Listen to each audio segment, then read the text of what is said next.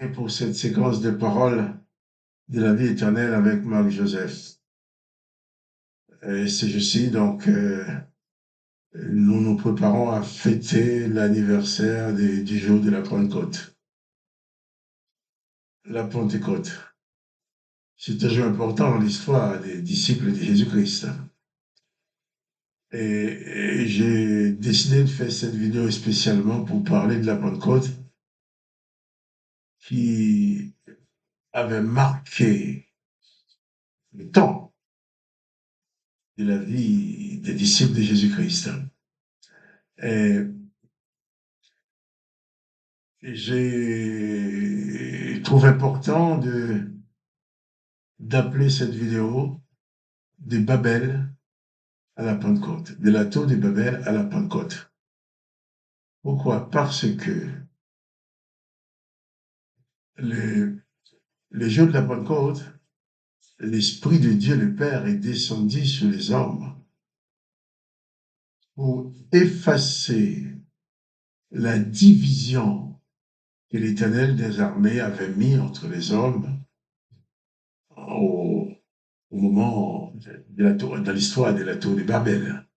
Et je vais lire seulement les deux textes concernant la tour de Babel et la Pentecôte.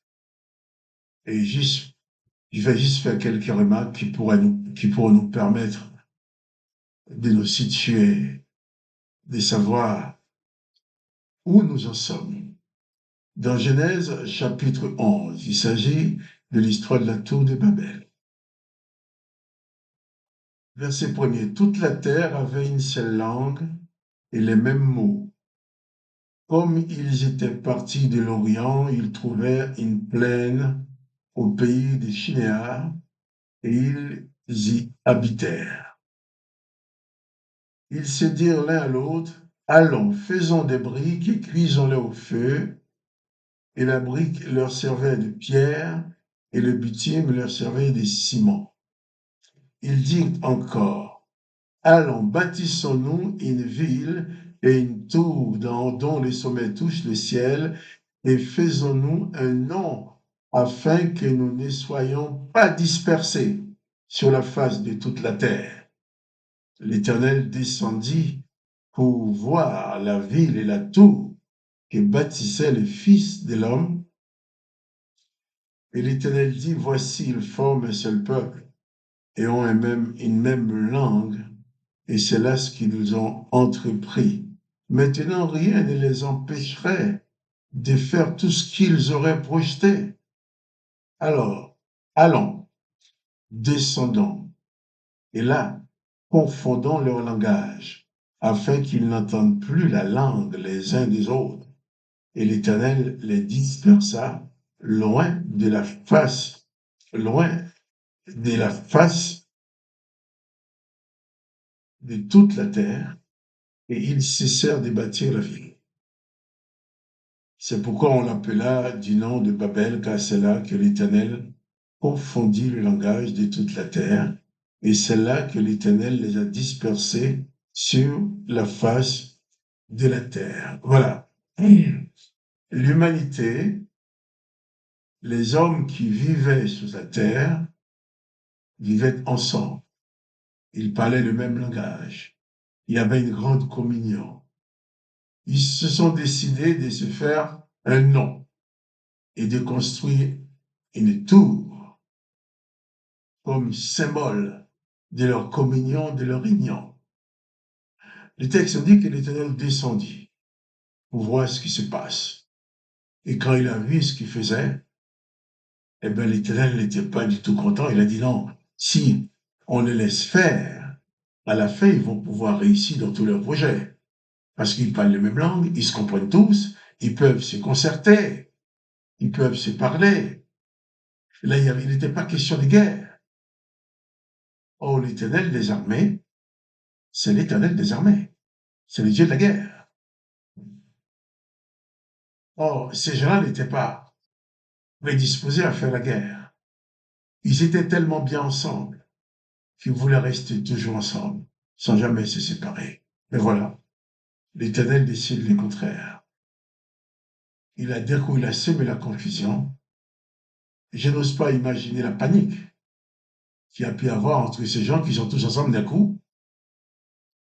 Ils parlent la même langue, avec les mêmes mots, ils se comprennent bien, et d'un coup, ils ne peuvent plus se comprendre. D'un coup, chacun se trouve à parler un langage, mais l'autre ne comprend pas. Imagine-toi dans ta famille, tu te lèves un matin, il y a papa, maman et les enfants. Papa ouvre la bouche pour parler, maman ne comprend pas ce qu'elle dit. Maman ouvre la bouche pour parler, papa ne comprend pas ce qu'elle dit. Ce qu'elle dit.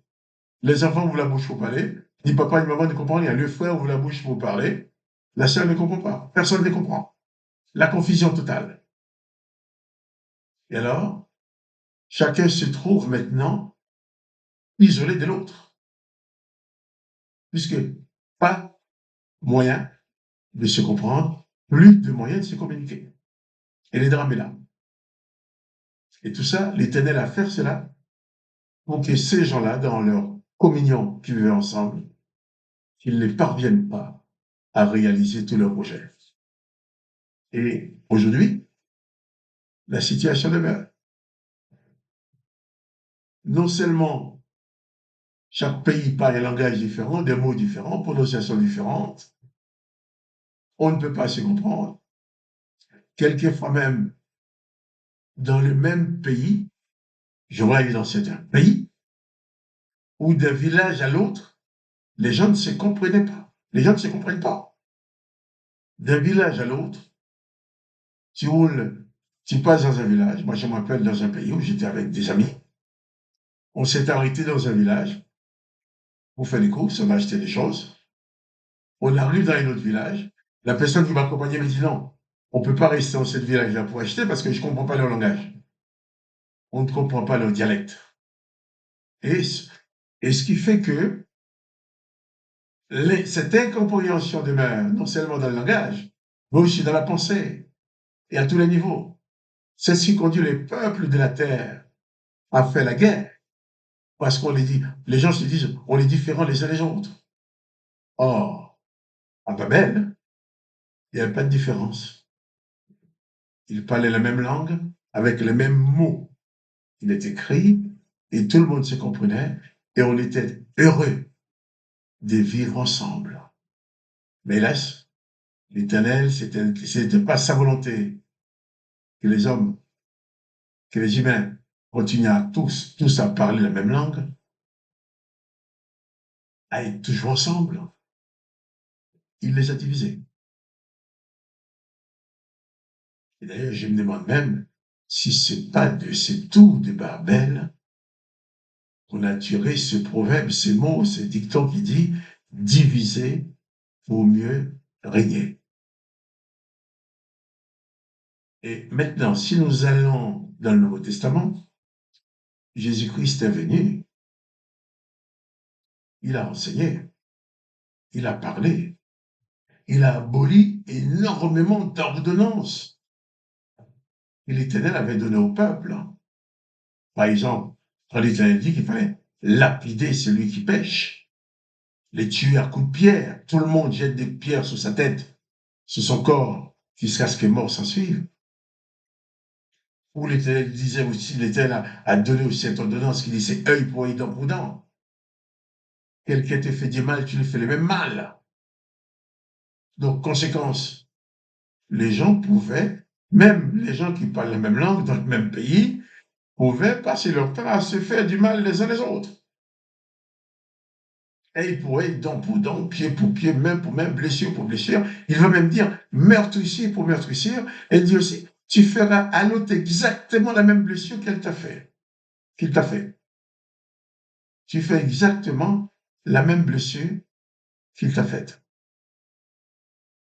Et Jésus vient. Jésus va commencer à dire, il faut arrêter la vengeance. Il faut arrêter la haine. Il faut arrêter la division. Il va dire aux gens, eh bien, si quelqu'un te frappe, pardonne. Quelqu'un va même demander à Jésus, mais combien de fois je pardonnerai à quelqu'un qui me fait du mal? Jésus m'a dit, tu lui pardonneras en une seule journée, tu vas être prédisposé à lui pardonner 7 fois, 77 fois. Donc, aucune possibilité d'exercer la vengeance ou de tuer l'autre. Aucune possibilité de blesser l'autre. Donc, aucune possibilité de faire la guerre. Différent de Babel.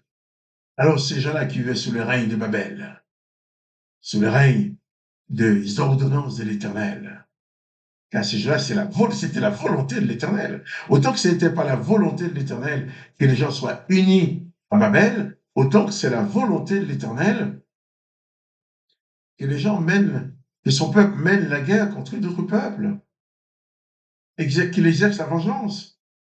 Samuel va même dire à Saül, tu dois aller détruire Amalek, souviens-toi et n'oublie pas, tu dois exercer la vengeance de l'Éternel. Et Jésus-Christ arrive, il dit qu'il faut pardonner à l'autre, qu'il ne faut pas exercer la vengeance. Voilà ce qui a conduit à la mort de Jésus-Christ. Tous les chefs religieux des Juifs qui voulaient suivre strictement les ordonnances de l'Éternel, ont demandé à obtenir la mort de Jésus. Pilate va juger, va déclarer Jésus non coupable. Ensuite, il va le condamner. Non coupable et condamné à mort. Pourquoi? Parce que Jésus apportait un enseignement qui était opposé aux ordonnances que le peuple juif avait reçues de l'Éternel. Tout ça, c'est le résultat de cette œuvre que l'Éternel a commencé à Babel. Et quand il y a la guerre dans une famille, il ne peut pas avoir de réussite. Quand il y a la guerre dans un pays, il ne peut pas avoir de réussite.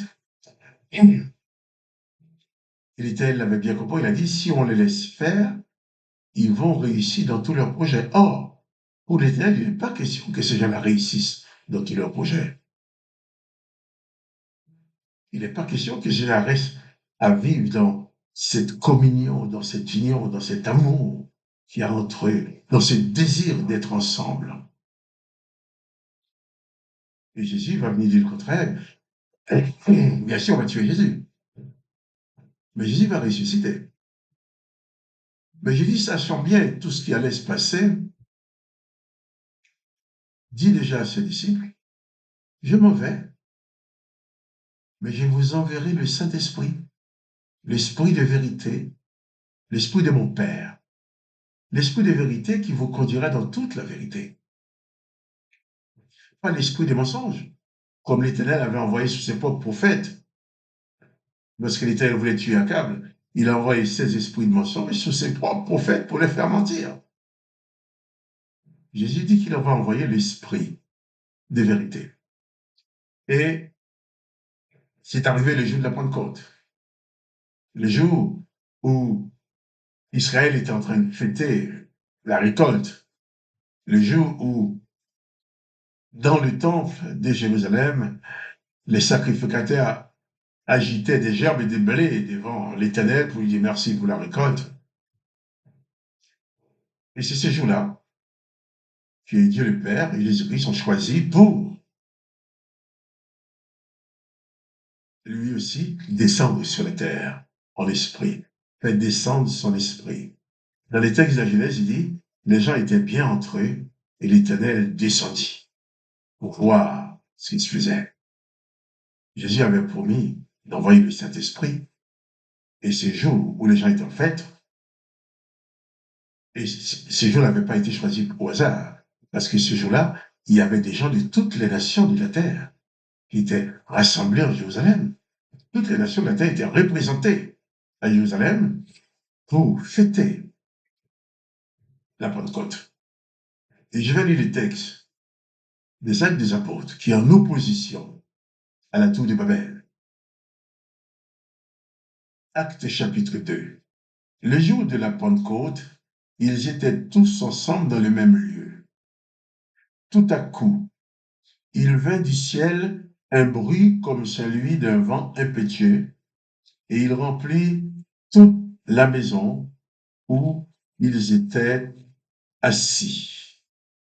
Des langues semblables à des langues de feu leur apparurent, séparées les uns les autres, et se posèrent sur chacun d'eux. Et ils furent tous remplis du Saint-Esprit, et ils se mirent à parler en d'autres langues, selon que l'Esprit leur donnait de s'exprimer. Or, il y avait en séjour à Jérusalem des Juifs hommes pieux de toutes les nations qui sont sous le ciel. Au bruit qui eut lieu, la multitude accourut et elle fut confondue parce que chacun les entendait parler dans sa propre langue. Et ils étaient tous dans l'étonnement et la surprise, et ils se disaient les uns aux autres, voici ces gens qui parlent, ne sont-ils pas tous Galiléens? Et comment les entendons-nous dans notre propre langue, chacun dans notre langue maternelle? Parthes, Mède, Élamite, ceux qui habitent la Mésopotamie, la Judée, la Cappadoce, le Pont, l'Asie, la Phrygie, la Pamphylie, l'Égypte, les territoires de la Libye voisine de Cyrène, et ceux qui sont venus de Rome, juifs et prosélytes, prétoires arabes. Comment les entendons-nous parler dans nos langues des merveilles de Dieu? Ils étaient tous dans l'étonnement, ne sachant que penser. Ils se disaient les uns aux autres, que veut dire ceci? Mais d'autres se moquaient et disaient qu'ils étaient pleins de vin doux. Voilà. Le jour de la Pentecôte, en opposition à la tour de Babel, où les gens parlaient la même langue, étaient heureux ensemble, tout le monde se connaissait, on voulait vraiment vivre ensemble. L'Éternel est venu, dit, bon, il faut les diviser qui ne se comprennent plus. Et là, d'un coup à Jérusalem, le jour de la Pentecôte, de même que l'Éternel était descendu pour détruire cette communion, le Saint-Esprit du Père est descendu pour rétablir cette communion.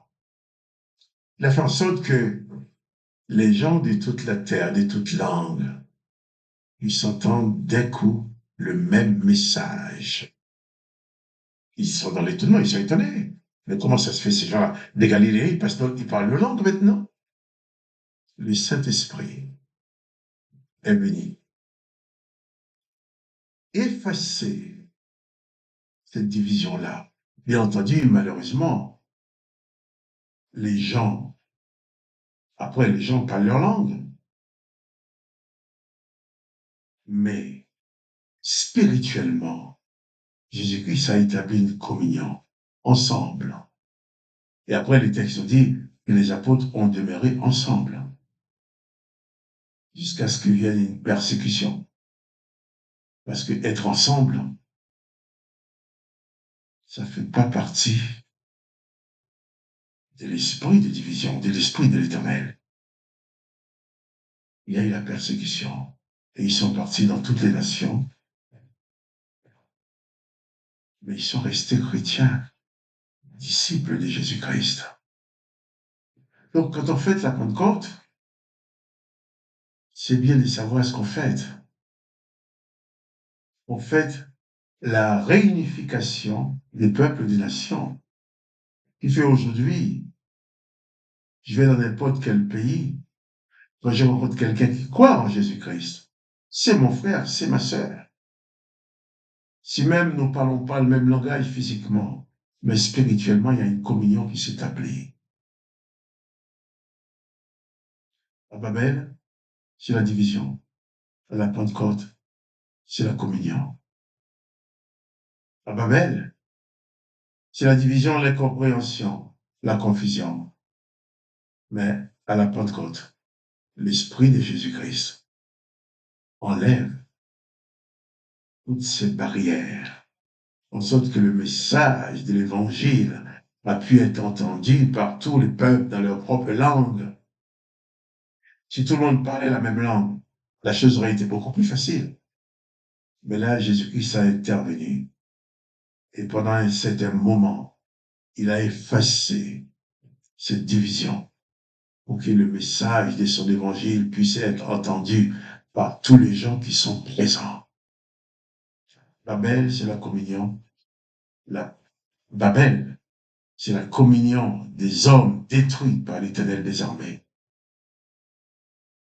Et la Pentecôte, c'est la division des hommes détruits par l'Esprit de Jésus-Christ. Donc, à Babel, l'Éternel divise, à la Pentecôte, Jésus-Christ réunit. C'est important de comprendre cela. Et ce jour de la Pentecôte, c'est le jour où l'Esprit Saint, l'Esprit de Jésus-Christ, est descendu sur les humains. Et ce n'est qu'après que les apôtres ont pu partir partout, prêcher la bonne nouvelle. Et le texte nous dit que l'Esprit de Jésus-Christ travaillait avec eux.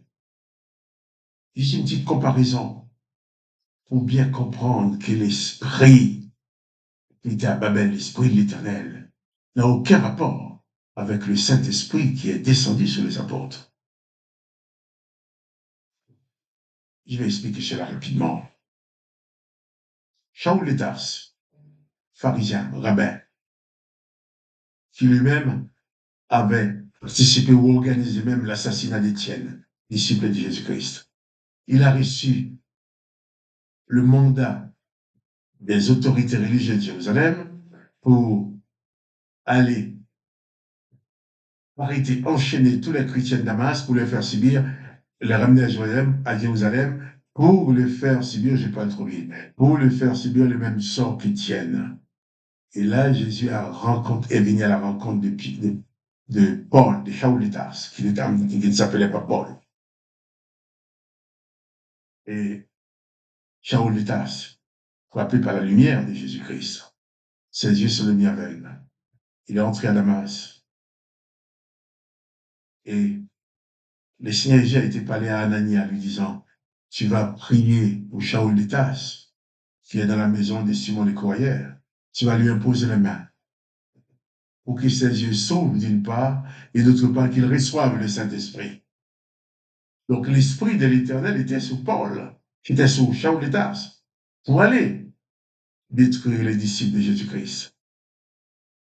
Mais Jésus-Christ a demandé de lui imposer les mains, de prier pour Paul, pour qu'il reçoive l'Esprit de Jésus-Christ et qu'il soit débarrassé de l'Esprit de l'Éternel.